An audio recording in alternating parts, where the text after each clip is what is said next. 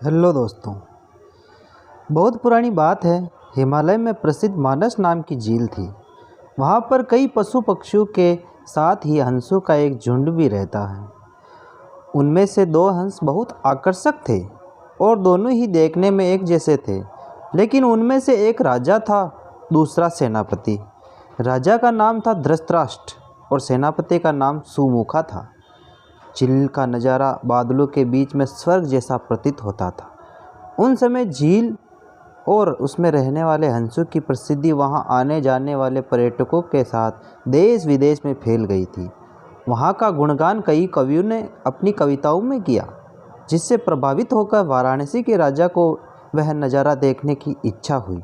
राजा ने अपने राज्य में बिल्कुल वैसी ही झील का निर्माण करवाया और वहाँ पर कई प्रकार के सुंदर और आकर्षक फूलों के पौधों के साथ ही स्वादिष्ट फलों के पेड़ लगवाए। साथ ही विभिन्न प्रजाति के पशु पक्षियों की देखभाल और उनकी सुरक्षा की व्यवस्था का आदेश भी दिया।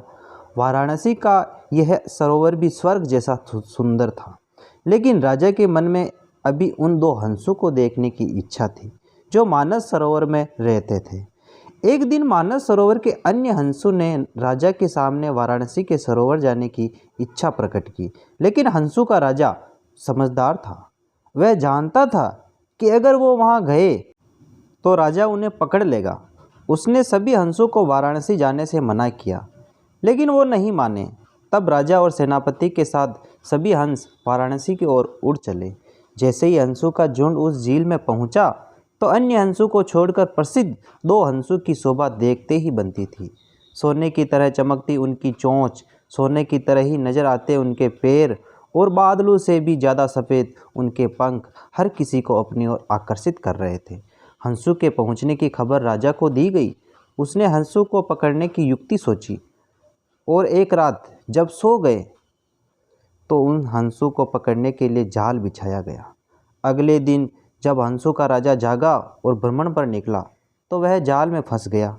उसने तुरंत ही तेज आवाज़ में अन्य सभी हंसों को वहां से उड़ने और अपनी जान बचाने का आदेश दिया।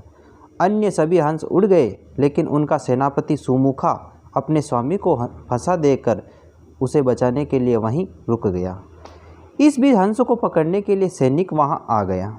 उसने देखा कि हंसों का राजा जाल में फंसा हुआ है और दूसरा राजा को बचाने के लिए वहां खड़ा हुआ है।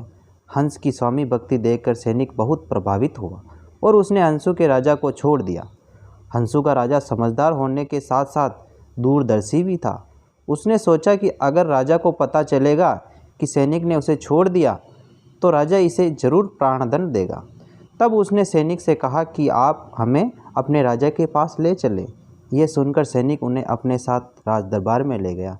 दोनों हंस सैनिक के कंधे पर बैठे थे। हंसों को सैनिक के कंधे पर बैठा देखकर हर कोई सोच में पड़ गया। जब राजा ने इस बात का रहस्य पूछा तो सैनिक ने सारी बात सच सच बता दी।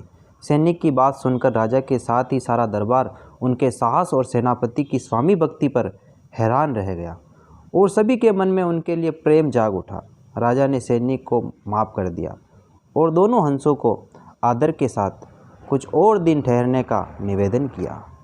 हंस ने राजा का निवेदन स्वीकार किया और कुछ दिन वहां रुककर वापस मानस झील चले गए।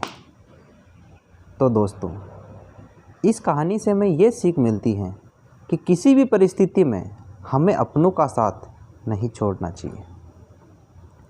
अब आप बताओ कैसी लगी मेरी कहानी। अगर आपको मेरी कहानी पसंद आई हो तो प्लीज़ मेरे चैनल को सब्सक्राइब ज़रूर कर देना, क्योंकि मैं ऐसी कहानियाँ लाता रहता हूँ।